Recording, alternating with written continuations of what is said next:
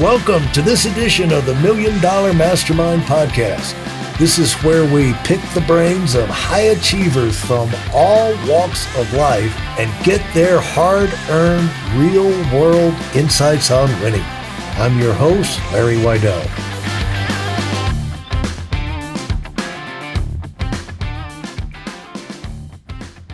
Okay, so you bootstrap, which is always fun because you're not accumulating that $180,000 debt like you did leaving college and university. And from your garage, talk about that. Yeah, well, I mean, the garage was involved. I feel like that's the gritty glamour shot of the garage. There was also an office, a home office where I had a desk. So I wasn't just sweating it up in the garage the whole time. And I also have been thinking a lot about the whole garage storyline, everyone starting a business from their garage. I always knew it would be bigger. It wasn't like I was, unintentionally starting an enterprise in my garage. It just made sense to start in my garage because I didn't want to spend a bunch of money on a space if we didn't need it yet. So Bezos, Jeff Bezos started in a garage. Yeah. And I think he had a big vision from the beginning too, right? Yeah, he might have. Yeah. Steve Jobs and Wozniak started in a garage. That's right. Many famous garage stories. I don't know that I'll be that famous or that rich anytime soon, but I did start in a garage. I bootstrapped brilliant. I had, after BCG, I'd gone on to work for a startup incubator in Chicago and got familiar with the venture capital space and ultimately raised a venture round for a company I started there. And kind of got to see those dynamics and witness what was good about that and what I didn't like so much about that firsthand. And then I went on to a startup. What did you see? What did you learn about that? I mean, what insights do you even retain today from that experience? Oh, so many. It's not for every business model, and it might not be for you in the time in your career that you consider it, but it's so loud. There's so much noise around, at least when you get into tech, the sort of noise you hear, the signal that comes out of it all is raise venture capital and you're a hero. And I mean, maybe it was naive of me to sort of follow that noise, but those seem like the big success stories you hear. It's like that and acquisitions. There's no hey, so-and-so bootstrapped this business and now they are in charge of their own livelihood and get to make their own choices and they don't have a boss.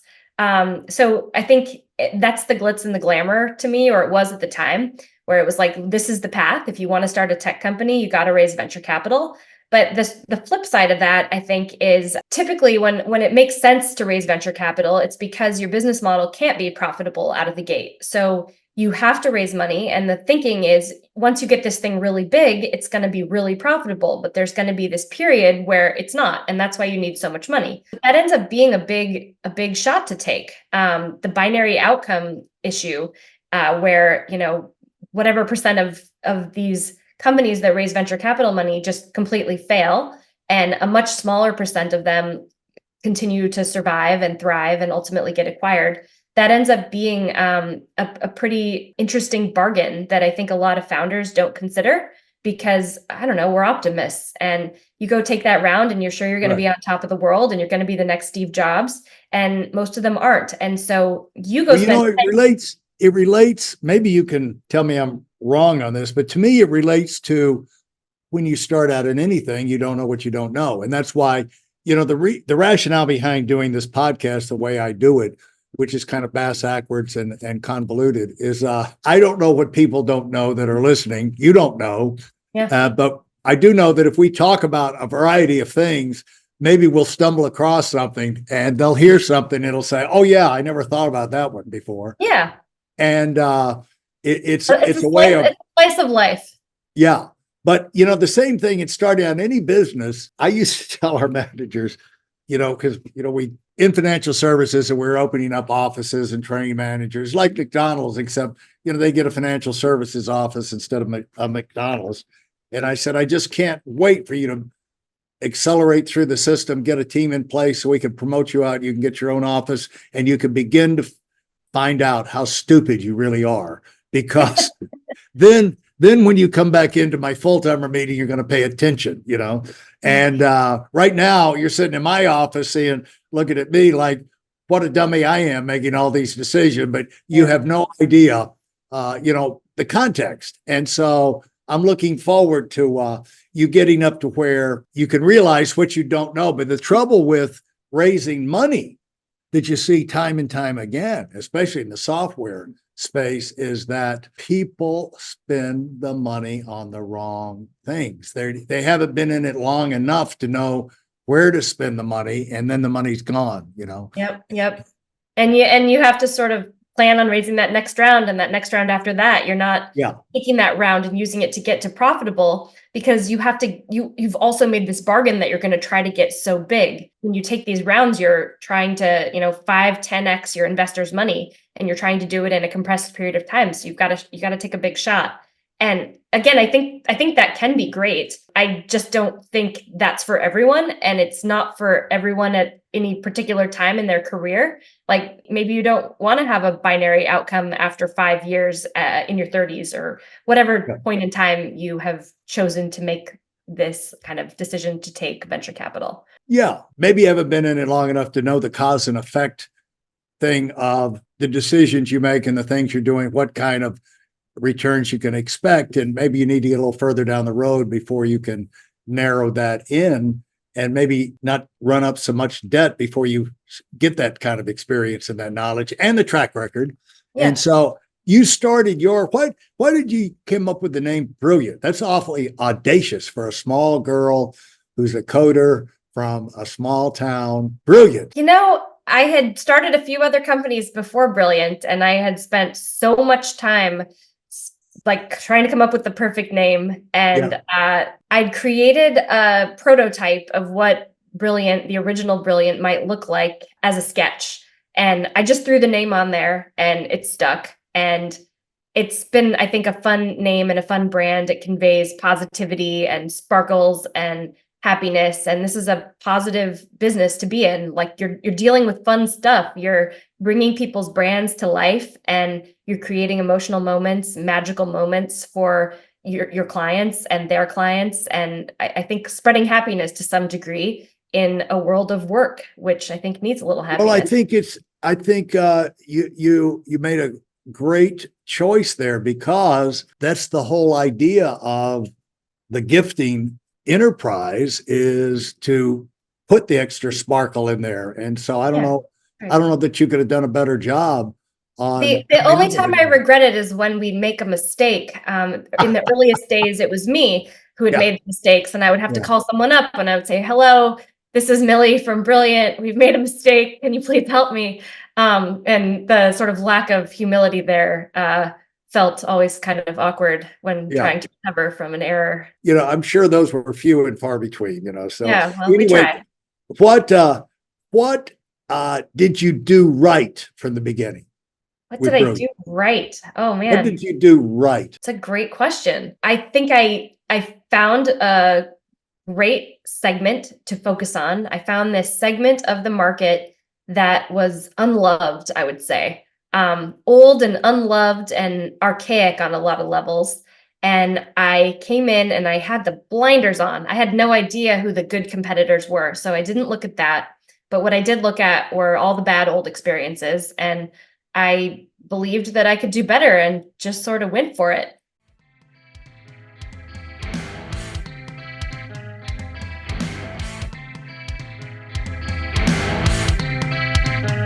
For those of you who are sick and tired of fooling around and are dead serious about wanting to move up fast, I've got something especially for you. I've combined the best insights from over 40 years in business and making $70 million in income and compressed them into a free webinar. That's right, it's a free resource. If you want to find out exactly what the concepts are that I use in coaching million-dollar earners, register now at WeidelOnWinning.com. You'll discover the 5-part framework used by so many to reach their financial, personal, and professional goals. You can find that link in this episode's show notes.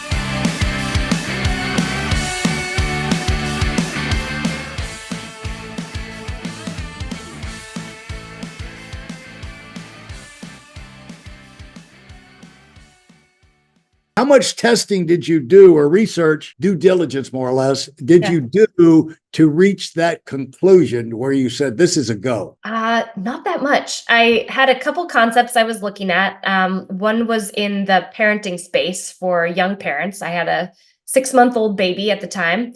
And so, of course, I was in it and was thinking about all the things that had been hard and challenging about that experience. So I had a concept in that space that I was playing with, and I had been offered an entrepreneur in residence role at a venture capital firm to go start that startup idea with them. So that was one idea I'd been playing with, but I struggled to see how I could get it to the scale where it could be profitable and be a standalone business. And I'd already had this kind of bad experience raising venture capital where I'd, come up with a good company and done everything right, but been unable to raise that next round and sort of had to shut down what felt like a good business due to its lack of profitability, or theoretically good business. So I had this one option on the table, and I had this other idea for this gifting company. And I was working in a job I really wasn't very happy with at the time. And my husband had started a company 2 years prior, and his company was finally getting some legs under it. And so he had a salary again. So I kind of looked around and I said, well, what's the risk of picking one of these things and doing it versus the risk of not? And the risk was limited to my salary and my lack of misery at this job that I was really unhappy at. So the risk seemed to be pretty minimal. We could go without my salary for a bit, and I could shoot this shot. And so I tried to do it in as lightweight a way as possible. So I didn't want to spend too much time to get to a place where I could start to assess whether the idea had traction. So after testing that initial kind of gifting robot idea, which is poor branding, but you get the idea, the sort of pick 1 and 3, and shifting into the we're going to sell you bulk swag and bulk gifts. I built out that landing page. I had that design and coding background, so I could just do that. I didn't have to go find somebody. It didn't have to take months. It could take days. And so I built that out and I went and shopped it, and I started to get orders. And my first month in When business— you said you went and you shopped it, explain that process. Yeah.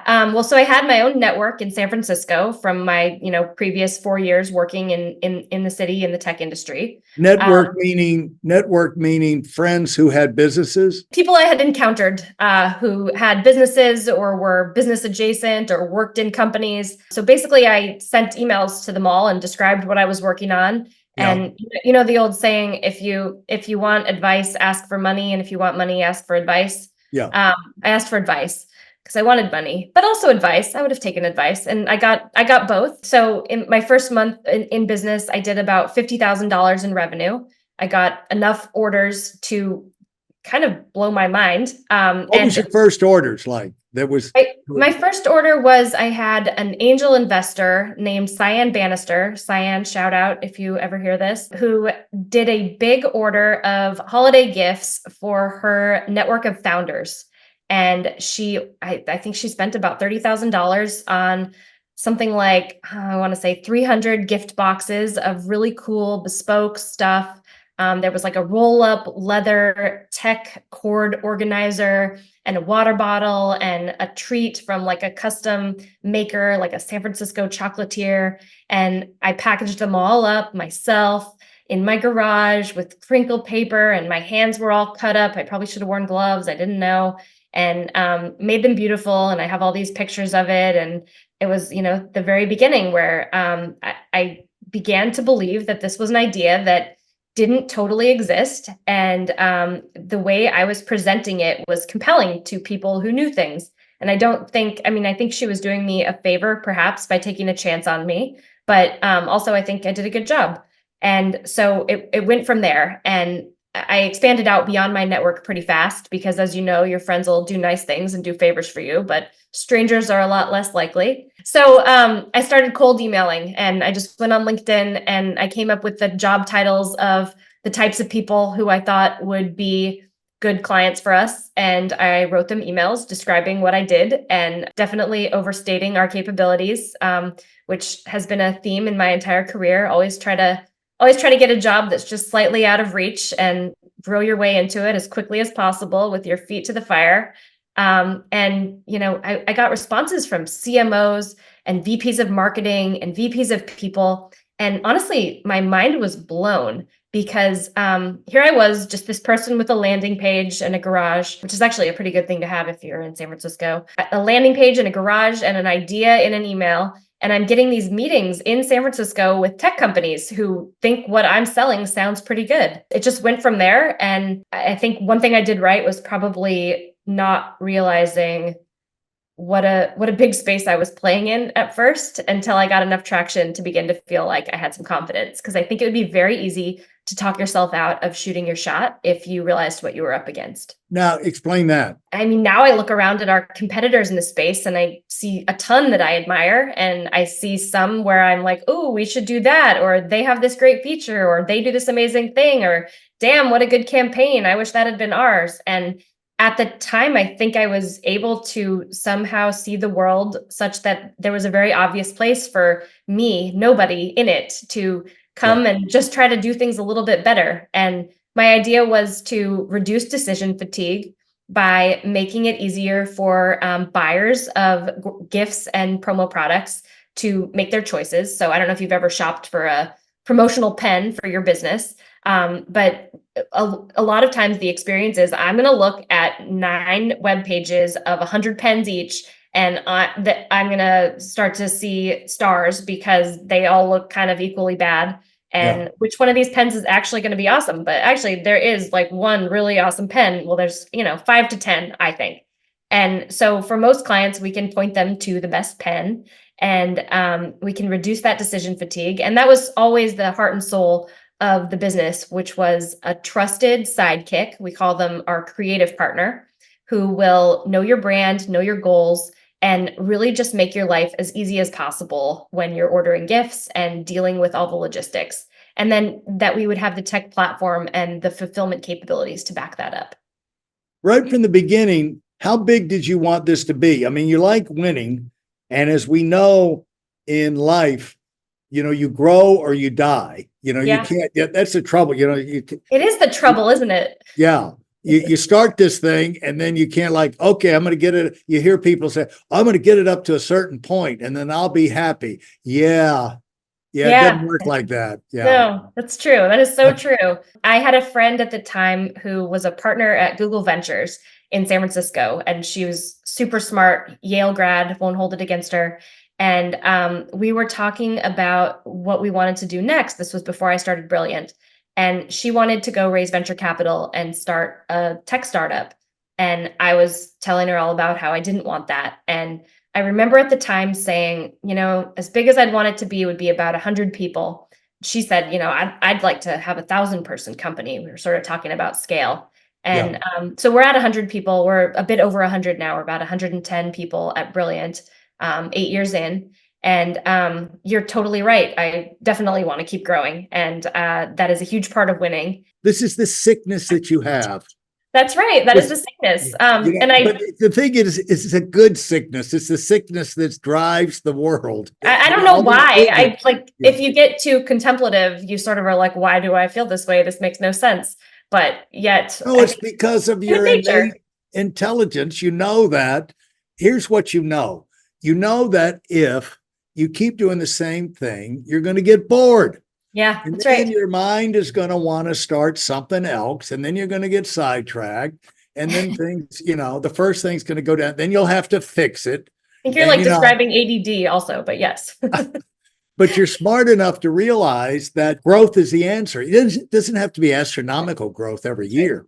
That's right. But growth is fun. That's the other thing. That's the challenge. I also want to keep growing because I think our team wants that. We've hired this incredible bunch of people. And if we don't keep growing, they're not going to have opportunities to grow themselves. How can you give them pay raises? How can you let them have more staffing? How can you give them promotions if the company's not growing? Exactly. It's just, So it's kind of a tricky situation to be in, because regardless of whether I'm happy at 100 people, no one else is going to be happy. All right. So I'm going to give you advice. I'm going to give you advice because I advise $1 million earners. Okay, great. What you've got to do is work on your core and offload. What you do is you progress. It's a fun way to do it because what you do is you progressively offload the least favorite things that you don't, the things you don't like doing. Yep. And you keep the things that you enjoy doing and you're the best doing for yourself. And that's just your way of life. You're Well, looking. see, I'm doing it wrong, Larry. I keep picking things in this company that need an expert, and I go hire someone great to run that thing. And I'm just so jealous that they get to focus on, hey, you get to be the VP of sales here. That's all you have to focus on. How incredible that must be. So I've actually, starting in 2020, I hired an old colleague and kind of then and still very close friend to be my COO. And over the next 3 years, hired out a management team of about 10. So I actually have a ton of great people around me. And that's an important part of growth too, is having smart people who want to box with you and pound the table and have a fight about it and get to a better answer and grow together. It's been incredible. Well, what you want to do is work yourself out of the position where you have any one thing you've got to do. That you got people to do it. And that way you can keep your eye on the people that are doing those things. You can be like Walt Disney. And that's what Walt Disney did. He had all these departments and he would go in and visit and take ideas from one department to the other. And then if there was one thing or another, he got into the theme parks. Well, he'd spend a lot more energy over there because that's where his excitement was. But that keeps you fresh. Well, this intensity has to go somewhere. So and your intensity and your enjoyment of the business is what really fuels everything, because there's a funny thing about people who work for you. If you show up if you're not feeling great, they think you don't like them. You can do your best in the world to hide it from them, but they're going to pick up, something's not right. She's mad at me. It's true. They all take what I say way too seriously. Yeah. Even if you're trying to joke with them or something, it's like, oh, what did that mean? I've also found that people think I know the answer. Like I'll ask a question like, so like, where should we go do this marketing campaign? And they'll have a look on their face and they'll think and they'll say, okay, well, where? I'm like, no, I don't know. I'm asking. Like, let's figure it out. Like it's almost like they think I'm being Socratic or something. Well, you actually put your finger on one of the most fun things about getting big and having a great team around you. You transition, what I found anyway, you transition from the point where you had to come up with all the great ideas to where all your main job is to come up with the right questions. What are we going to do about this? If we keep doing what we're doing, we're going to get down here. We're going to stall out. What can we do so we don't stall out on that area or something like, what do you think? It's an ever-evolving role from the first day when I was writing code and packing boxes and making sales calls. Like that was one crazy job that I bet not many people have had, though Jeff Bezos could probably appreciate that. And then, at about 20 people, kind of figuring out how do we scale this thing and having some management structure in place, and 50 people hiring HR, developing like a real R&D structure for our tech team. And, now 100 people, we've got middle management, we've got functional leaders. How do we scale all that? How do we make sure the right people are in place? How do we make sure they're talking to each other? That's all really challenging too. And like you said, asking the right questions and sort of putting the right people in those conversations to get to the truth, or the best version of the truth we can find. Yeah. And you find out if you don't offload, you don't have time to think about those things. Like those thoughts don't have, like I had something happen in our office in the last week. I woke up at like 3:30 in the morning, like, wait a minute, what are we doing about such and so? I haven't heard anybody mention anything about that for 5 weeks. And we're like 2 weeks past the deadline that we were supposed to have that done. And I found out they'd forgotten about it too. But the big problem though is all these people have job descriptions. So when I get some fun new idea that I want to try, there's no one whose job it is to do that. So those are the tasks I still end up taking on. I have little skunkworks side projects that often turn into something big. One of our biggest tech products was one of those originally. In fall 2019. I made a little marketing stunt form where gift recipients could select their t-shirt size and provide their address in order to get their t-shirt delivered directly to them, instead of us having to send it to some address and not knowing if that's right, and of course not knowing their t-shirt size. And so what do you know, when COVID rolled around, all of a sudden everyone in the world wanted to figure out how to send a t-shirt to somebody or whatever the gift was, because we were starved for physical connection, and sending a gift was a really great way to connect physically. So that was a weird side project that I had sort of cooked up in my free time and turned into a huge leg of our technology stool here. So I don't want to lose that stuff, but you're totally right. Having tasks like that end up being kind of the wrong thing to be doing. Not necessarily, because a growing company is always going to have new beachheads. You're always going to have new things, and who better to think of something. You got more experience than the rest of them in what works and what doesn't work in this space with this company. And you the benefit of the 30,000-foot view of what's going on here. Yeah, and you got your finger on the pulse. You know what I'm saying? It's like nobody's got the finger on the pulse like the top person. And so you're probably, you could be wrong, but I mean, the thing is, you're more likely to be right. Your instincts. That's fair. And that's how you make money off your instincts. You think of stuff as like, what if we did this? And so I think that's a great use of your time, because once you figure it out, you can find somebody to do it. Yeah, that's true. The gut feeling is definitely underrated in business. Yeah. Thank you for listening to part 2 of this episode of the Million Dollar Mastermind podcast. Timing is everything. You may feel that now is a time to get moving forward so you can do something even greater with your life. Now, if that sounds like you, I've got a free training video to show you how that transformation can take place. Getting introduced to how the cycle of success works has been a major transforming event for so many current million-dollar earners. And that's exactly what this video is all about. And yes, it's completely free. Join us at the video at WeidelOnWinning.com, and thanks for being part of our community.